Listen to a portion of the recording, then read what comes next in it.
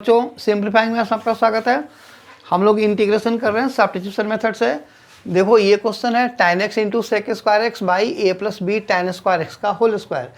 तो देखो यहाँ पे कई सारे तुम्हें इजी स्टेप्स के थ्रू मैं तुम्हें बता रहा हूँ। tan का डेरिवेटिव सेक स्क्वायर होता है, तो पहला तो मतलब ये स्टेप है कि तुम सिर्फ tan x को t पुट कर दो, तो ये t बन जाएगा और ये dt बन जाएगा और नीचे a plus b t square बन जाएगा।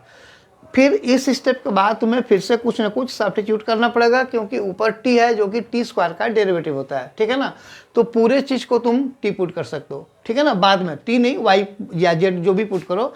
अच्छा, अब दूसरा मेथड है कि तुम चाहते हो कि एक ही शॉट में आंसर निकल रहा है, तो उसके लिए जो चेन का तुम्हें फॉर्मेट मैंने बताया कि हम कैसे पहचानते हैं। तो स्क्वायर के अंदर देखो इतना बड़ा टर्म है, ट्रिगो टर्म है, x तो है नहीं, तो इसका मतलब कि ये पूरा जो टर्म है वो चेन बना रहा है। पूरे को पुट कर दो, पूरे को पुट करोगे तो क्या होगा, ये तो कांस्टेंट है, जीरो हो जाएगा।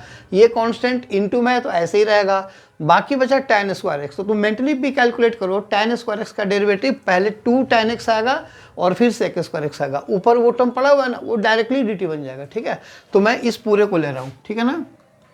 चलो, put a plus b tan square x is equal to T.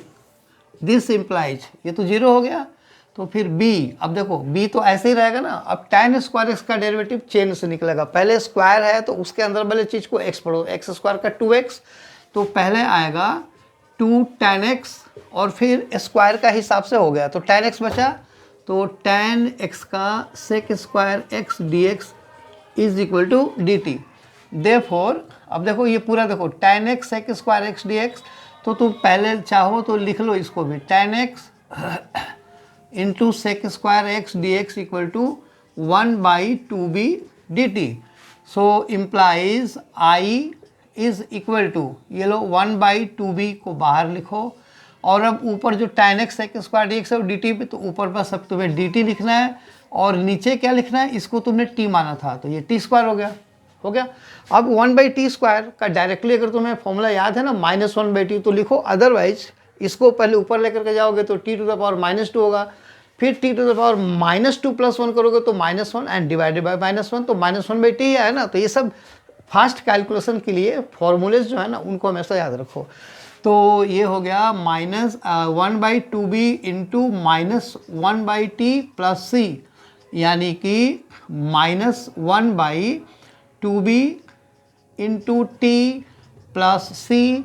So I is equal to -1/2b और टी किसको लिया था हमने, इसको लिया था, तो 1 या इसी को थोड़ा सा लंबा लिख लो,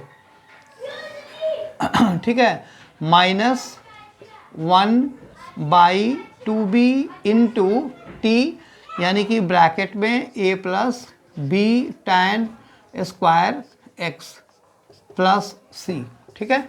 चलो, तो ये इसका आंसर हो गया। आई होप वीडियो समझ में आया। अगर आया तो इससे लाइक करो, शेयर करो, सब्सक्राइब जरूर करना। Thank you.